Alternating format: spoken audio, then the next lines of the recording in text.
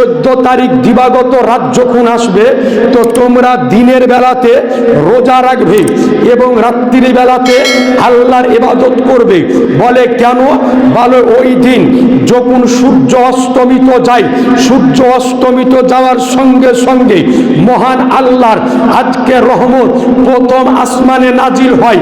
নাজিল হওয়ার পরে আল্লাহর রহমত পৃথিবীর দিকে তাওয়াজ্জো করে বলতে থাকে, হে দুনিয়াবাসী, তোমরা কি চাও যে আজকে আমার নিকটে কোনো ব্যক্তি মাপ যদি চাও মাপ করা হবে, কোনো ব্যক্তি ক্ষমা যদি চাও ক্ষমা করা হবে, কোনো ব্যক্তি সন্তান যদি চাও সন্তান দেওয়া হবে, কোনো ব্যক্তি রুজি যদি চাও রুজি দেওয়া হবে, কোনো ব্যক্তি আয়ু যদি চাও আয়ু দেওয়া হবে, কোনো ব্যক্তি অসুখ থেকে আরোগ্য যদি চাও আরোগ্য দেওয়া হবে, কোনো ব্যক্তি বাড়ি ও ঘরে রহমত যদি চাও রহমত দেওয়া হবে। কসম খোদার, আমার আনিসে বেকাসা সাইকেতে কাউনুমাকা বেচারুকে চারা বেসাহারুকে সাহারা ইয়াকিমুকে বলি হাম গরিবকে হামি। আমার রাসূলুল্লাহ বলেন যে এই রাত্রে আল্লাহ পাক কয়েক শ্রেণীর ব্যক্তি ছাড়া আল্লাহ পৃথিবীর সকলকে ক্ষমা করে দেয়। একটু জোরে সুবহানাল্লাহ। 15 তারিখ আহলে সুন্নাত ওয়াল জামাতের মতালম্বী মানুষগণ দুটি করে রোজা রাখে, নাকি বলছে 14 আর 15, এই 2 দিন আমরা রোজা রাখি। আজিজানে মোহতারাম বেরাদারেন ইসলাম, এই যে রোজা রাখার আমল, এই আমলটি কিন্তু আজ থেকে 10 বছর 20 বছর বা 100 বছর আগে আরম্ভ হয়নি, বরং এই শাবান মাসের রোজা রাখার আমলটি আমার নবীর যুগ থেকেই চলে আসতেছে। বলেন সুবহানাল্লাহ। একটু জোরে বলেন না সুবহানাল্লাহ। আজিজানে মোহতারাম, কিন্তু বর্তমান সময় এক সম্প্রদায়ের আলেম এই শাবান মাস যখন আসে তখন সোশ্যাল মিডিয়ার মাধ্যমে ঝড় তুলে দেয়। ওহাবিদের একটা আলেমের কয়েকদিন আগে একটা বক্তব্য দেখুন, যে বলছে কোনো ব্যক্তি যদি শবে বরাতকে কেন্দ্র করে একটা রোজা যদি রাখে তাহলে ওই ব্যক্তি জাহান্নামে চলে যাবে। বলেন নাউজুবিল্লাহ। আজিজানে মোহতারাম বেরাদারেন ইসলাম, এখন বিষয় হলো যে এই শাবান মাসে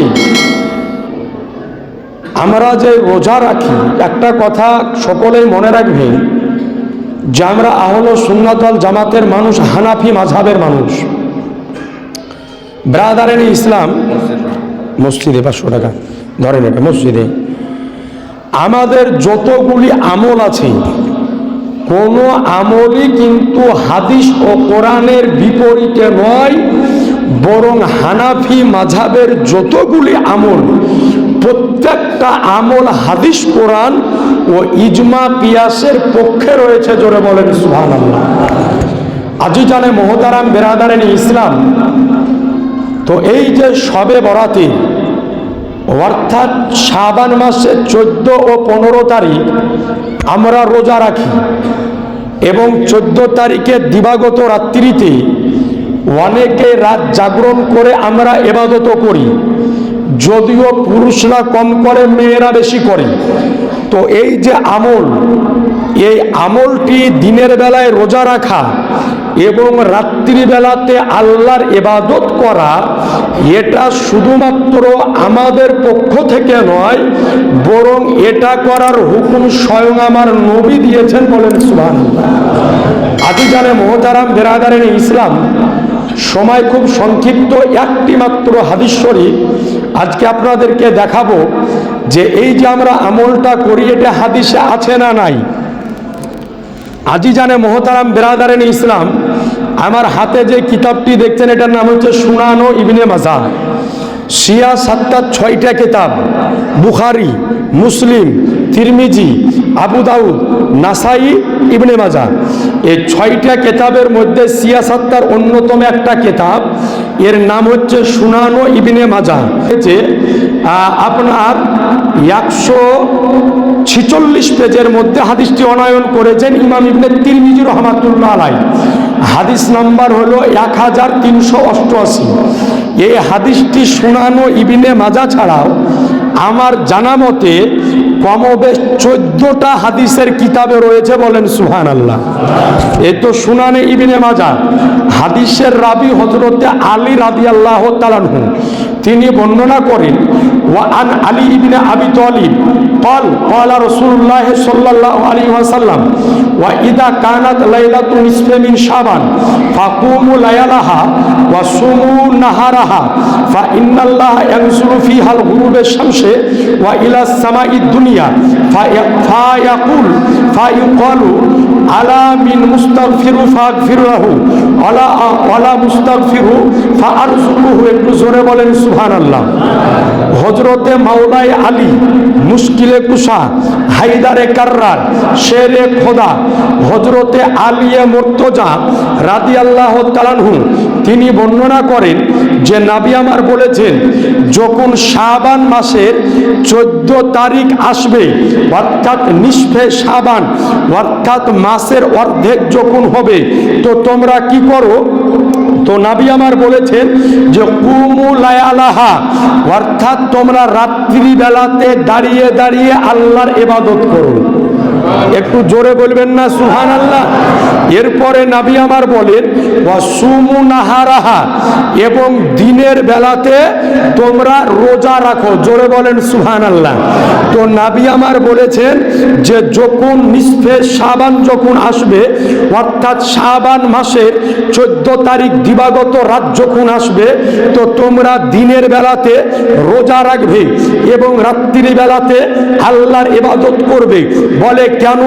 বলে ওই দিন যখন সূর্য অস্তমিত যায়, সূর্য অস্তমিত যাওয়ার সঙ্গে সঙ্গে মহান আল্লাহর আজকে রহমত প্রথম আসমানে নাজিল হয়। নাজিল হওয়ার পরে আল্লাহর রহমত পৃথিবীর দিকে তাওয়াজ্জু করে বলতে থাকে, হে দুনিয়াবাসী, তোমরা কি চাও যে আজকে আমার নিকটে কোনো ব্যক্তি মাপ যদি চাও মাপ করা হবে, কোনো ব্যক্তি ক্ষমা যদি চাও ক্ষমা করা হবে, কোনো ব্যক্তি সন্তান যদি চাও সন্তান দেওয়া হবে, কোনো ব্যক্তি রুজি যদি চাও রুজি দেওয়া হবে, কোনো ব্যক্তি আয়ু যদি চাও আয়ু দেওয়া হবে, কোনো ব্যক্তি অসুখ থেকে আরোগ্য যদি চাও আরোগ্য দেওয়া হবে, কোনো ব্যক্তি বাড়ি ও ঘরে রহমত যদি চাও রহমত দেওয়া হবে। কসম খোদার, আমার আনিসে বেকাসা সাজ্ঞেদে কাউনুমাকা বেচারুকে চারা বেসাহারুকে সাহারা ইয়াকিমুকে বলি হাম করিবকে হামি। আমার রাসূলুল্লাহ বলেন যে এই রাত্রে আল্লাহ পাক কয়েক শ্রেণীর ব্যক্তি ছাড়া আল্লাহ পৃথিবীর সকলকে ক্ষমা করে দেয়। একটু জোরে সুবহানাল্লাহ হবে না? তাহলে এই হাদিস শরীফ থেকে বোঝা গেল যে শবে বরাতের আজকে দিনের বেলাতে রোজা রাখা এটা জায়েজ, রাতের বেলাতে ইবাদত করা এটা জায়েজ, নফল নামাজ পড়া শবে বরাতের রাত্রিতে জায়েজ, ফরজ নামাজ পড়া শবে বরাতের রাত্রিতে জায়েজ, দরুদে পাক পড়া শবে বরাতের রাত্রিতে জায়েজ। আজকে আপনার সালাম পড়া, তওবা করা, ইস্তেগফার করা, কাজা নামাজ পড়া, নফল পড়া, মুস্তাহাব পড়া, কোরআন পড়া, ইস্তেগফার পড়া, তওবা পড়া, সুবহানাল্লাহ পড়া, কালেমা পড়া, যত রকমের নফল আমল রয়েছে প্রত্যেকটা আমল শবে বরাতের রাত্রিতে করা জায়েজ লেখা আছে। এ আজি জানে মোহতারাম, তাহলে চিন্তা করেন যে এই যে সুনান ইবনে মাজাহ এই যে 1388 নম্বর হাদিস একেবারে স্পষ্ট নিসফে শাবান সম্পর্কে ইমাম ইবনে মাজাহ রহমাতুল্লাহ আলাইহি বর্ণিত করেছেন। এবং এই হাদিসের মধ্যে এরপরে আরেকটা হাদিস বর্ণিত হয়েছে। ওই হাদিসটি আমার জানা মতে কমবেশ 1 নয় 2 নয়, কমবেশ 29টি কেতাবের মধ্যে রয়েছে, বলেন সুবহানাল্লাহ। তার মধ্যে 10খানা কেতাব আমার নিকটে আছে মাদ্রাসাতে। তো বেরাদারান ইসলাম, আর একটা কথা আপনাদেরকে বলে দিই, তো এই শবে বরাতের রাত্রিতে আমরা যাই কবর জিয়ারত করতে, না কি বলছেন? সকলে মিলে আমরা কবর জিয়ারত করতে যাই। তো এই রাত্রে কবর জিয়ারত করাকে অনেকে বেদাত নাজায়েজ ও হারাম বলে। আপনাকে হাদিসটি শুনিয়ে দিই যে আমার নবীও স্বয়ং শবে বরাতের রাত্রিতে কবর জিয়ারত করেছেন। একটু জোরে বলবেন না সুবহানাল্লাহ? আর একটু আওয়াজ দিয়ে হবে না? হাদিসটি কোথায় বর্ণিত হয়েছে? ইমাম তিরমিজি রহমাতুল্লাহ আলাইহি তিনার কিতাব সুনানুত তিরমিজির 3য় খণ্ড পৃষ্ঠা নাম্বার 115, হাদিস নাম্বার 739, এবং ইমাম আহমদ বিন হাম্বল রহমাতুল্লাহ আলাইহি তিনার কিতাব মুসনাদে আহমদ বিন হাম্বল তার 18 নম্বর খণ্ড 114 পৃষ্ঠা হাদিস নাম্বার 25896, ও কিতাবও আমার নিকটে আছে। এবং এই হাদিসটি ইমাম আবি শাইবা রহমাতুল্লাহ আলাইহি তিনার লেখা কিতাব মুসান্নাফে ইবনে আবি শাইবা 10 খণ্ড 438 পৃষ্ঠা হাদিস নাম্বার 9907, এবং এই হাদিসটি ইমাম ইবনে মাজাহ তিনার লেখা কিতাব সুনানো ইবনে মাজার 1ম খণ্ড 444 পৃষ্ঠা হাদিস নাম্বার 1389। জোরে বলেন সুবহানাল্লাহ। এছাড়াও কমপক্ষে আরো 28 থেকে 29টা কিতাবের মধ্যে হাদিসখানা বর্ণিত হয়েছে। জোরে বলেন সুবহানাল্লাহ। হাদিসের রাবি হযরতে আম্মা জান আয়েশা সিদ্দিকা রাদিয়াল্লাহু তাআলা আনহা, তিনি বলেন যে এক রাত্রে আমি আমার নবীকে খুঁজে পেতেছিলাম না, অর্থাৎ নবীকে হারিয়ে ফেললাম। প্রতিদিন নবী এক একদিন এক এক বিবির নিকটে যেতেন।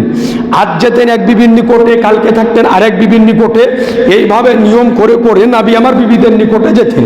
তো যেই দিন আম্মাজান আয়েশার বাড়িতে যাওয়ার পালি ছিল, তো ওই দিন আম্মাজান আয়েশা বলেন যে নবীকে আমি আর খুঁজে পেতেছি না, নবী আমার গেলেন কোথায়?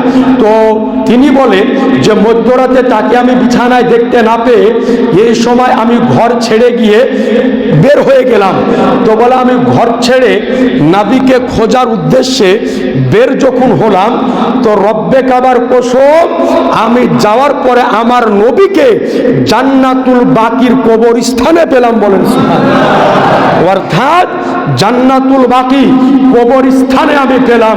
তো বলে এরপরে আমি যাওয়ার পরে দেখলাম যে আমার রাসূলুল্লাহ সাল্লাল্লাহু আলাইহি সাল্লাম মাথা উঠিয়ে আমাকে বলছেন, আয়েশা তুমি কি ভয় করেছো যে আল্লাহর রাসূল তোমার উপরে জুলুম করেছে?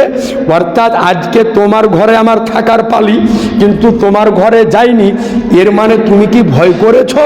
তো বললেন, ইয়া রাসূলুল্লাহ, আমি ওই ভয় করিনি, আমি ভেবেছি হয়তো আজকে রাত্রে আপনি আমার ঘরে না এসে অন্য কোনো বিবির ঘরে অবস্থান করতেছেন।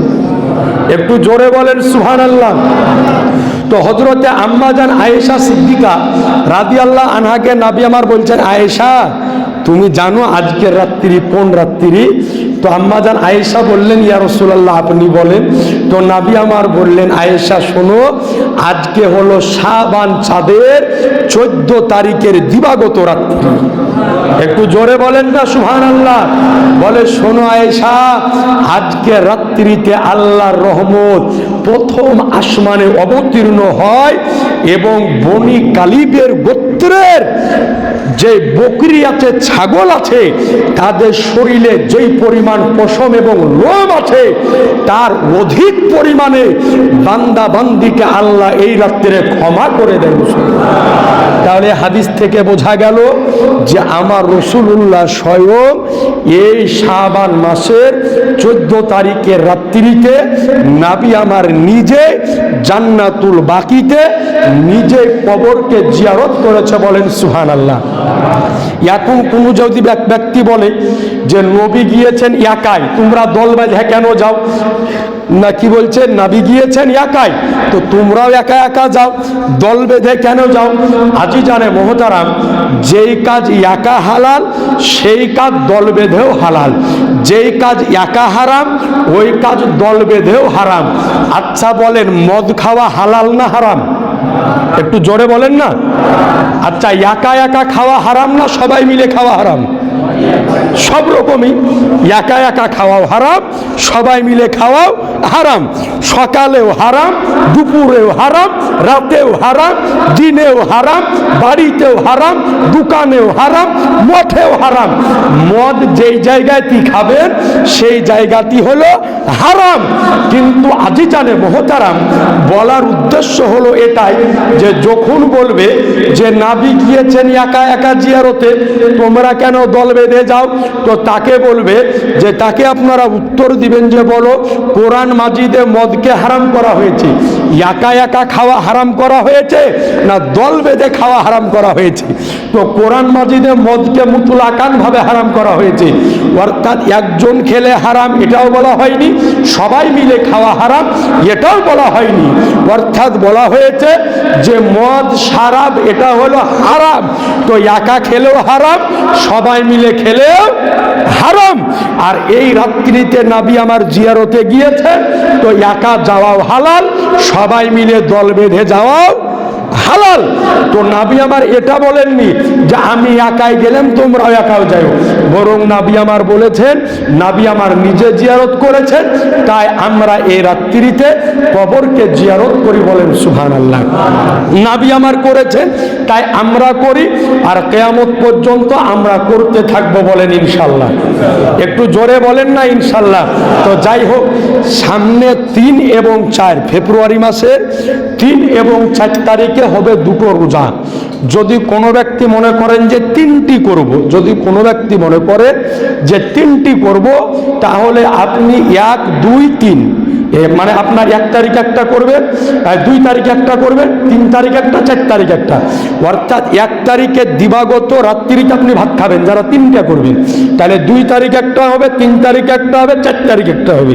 আর যারা দুটো করবেন তারা 2 তারিখ দিবাগত রাত্রিতে ভাত খাবেন, অর্থাৎ 3 তারিখ একটা হবে আর 4 তারিখ একটা হবে। মেন রাত্রি হলো 3 তারিখের দিন গিয়ে রাত্রি, কথা বুঝতে পেরেছেন? 3 তারিখের দিন গিয়ে রাত্রি হলো মেন তারিখ। শবে বরাতের রোজা হচ্ছে দুটো, 14 তারিখ এবং 15 তারিখ। এবার কারে মনে যদি চাহে যে আমি 3টা রাখবো, তা আপনি আগের দিন থেকে আরম্ভ করে দিবেন। তো আজই জানে মোহতারাম, আর হালুয়া রুটি বা কি বলবো, তো আমরা প্রতি বছরই খাই, প্রতি বছরই করি। আজই জানে মোহতারাম, হালুয়া রুটি খাওয়া সম্পর্ক বুখারীতে হাদিস আছে, মিশকাতে হাদিস আছে, একাধিক কিতাবে হাদিস আছে। নবী আমার বলেন, হযরত আয়েশা সিদ্দিকা রাদিয়াল্লাহু তাআলা আনহা, তিনি বলেন যে নবী আমার মধু এবং হালুয়া খেতে ভালোবাসতেন, বলেন সুবহানাল্লাহ। তো নবীর প্রিয় খাবার ছিল মধু আর হালুয়া। তো এই জন্য আমরা সুন্নি মাযহাবের মানুষ, নবী ওলি মান্যওয়ালা মানুষ, যে খাবার আমার নবীর প্রিয় ওই খাবার আমাদের কাছেও প্রিয়, নাকি বলছেন? তো শুধু শবে বরাতের চাঁদে নয়, হালুয়া রুটি যে কোনো দিন যে কোনো সময় বানিয়ে খাওয়া যায়। শবে বরাতেও খাওয়া হয়, শবে মেরাজেও খাওয়া হয়, আপনার শবে কদরেও খাওয়া হয়, ঈদে মিলাদুন নবীতে খাওয়া হয়। হালুয়া রুটি একটা হালাল খাবার, জায়েজ খাবার, যে কোনো দিন যে কোনো সময় যে কোনো মুহূর্তে আপনি বানিয়ে নিজেও খেতে পারেন, অপরকে খাওয়াতে পারেন। তো আজই জানে মোহতারাম, শবে বরাত সম্পর্কে আমাদের নিকটে একাধিক দলিল আছে। হাদিস যদি আমি দেখাইতে আপনাকে আরম্ভ করে দিই, ঘন্টার পর ঘন্টা সময় আপনার কেটে যাবে। তো যাই হোক ব্রাদারান ইসলাম, সময় শেষ, আলোচনার আগে বাড়াচ্ছি না, তবে আপনারা অনেকেই শুনেছেন